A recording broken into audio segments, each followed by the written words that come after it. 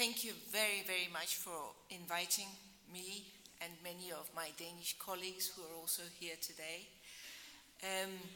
One of the important things I think that we as the Hearing Voices Network do is we bring hope. And I think that's one of the most life-giving things we can do. I myself am a voice hearer. I still hear voices, and I am proud to be a voice hearer, to quote Peter Bullymore. I use that all the time now. One of the things about, and I just want to say that I myself was in the psychiatric system for 10 years and given up upon completely and utterly.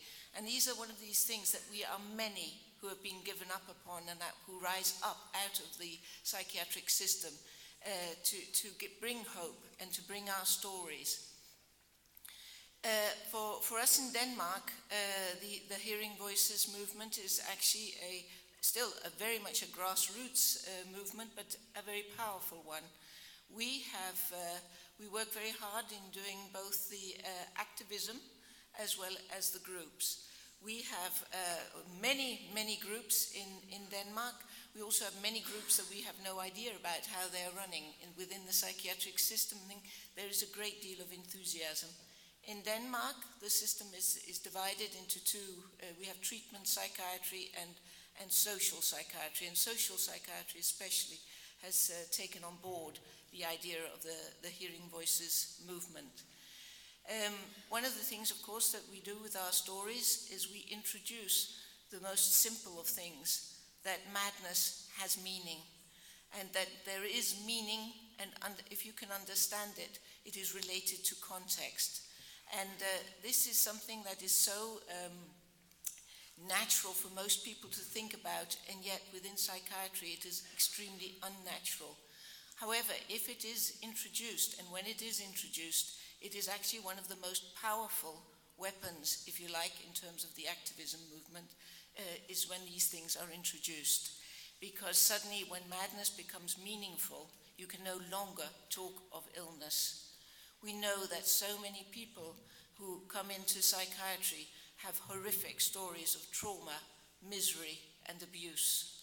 And these are things that must be acknowledged.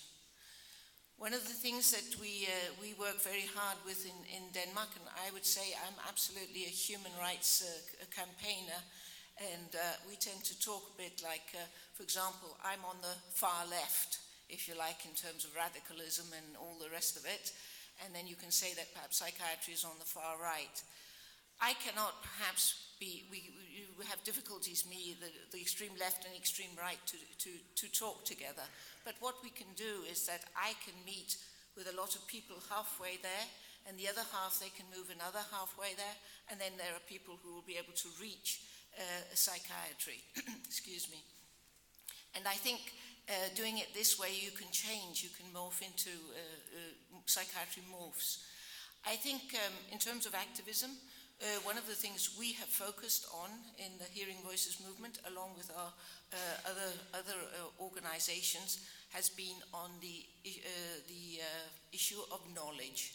In other words, the idea that psychiatry is based on a rational medical scientific basis, which it is not. And one of the things that we have done, we've focused very much on that psychiatry is actually very harmful. That it chronicifies. We too have translated Robert Whittaker's book, Anatomy of an Epidemic, and introduced that, and that is changing things, is changing, and often when you get introduced that the knowledge that lies behind psychiatry is just ideas and hopes, and that is actually a lot to do with power, and power to, well, there's a lot of money in it as well. I was very, I was in a way quite excited to hear that Greece is going to just shut down their hospitals, but I do realize how complicated it is, and I'm thinking, wow, but within that, I do think that there is a tremendous potential for change. And I think one of the great things about the Hearing Voices movement, which we also work with in Denmark, is to unite. And what we do is that we don't care if the person who wants to be part of the Hearing Voices Network is a psychiatrist in classic, many times, but we try and focus on the issues, the idea that madness is meaning, that trauma plays a significant role, that voices can be understood, that they can be helpful, that we can learn to live with our lives. And I think that's a huge potential, and you need to unite. And that's one of the things that we've done in Denmark. And just to list some of the things that have changed this year in Denmark, because of us, but also in conjunction with so many other people, it has been that we have a new psychiatric reform. Politicians are beginning to become very interested in psychiatry, and for example, they are insisting that now we must have force-free wards. There's been money given to a group of people, how do you call it? Well, a mixed group, psychologists, pharmacists, and doctors, and everyone to unite to start to help people to get off their drugs or to reduce their drugs. These are things that are very, very new in Denmark, which has used an awful lot of medication.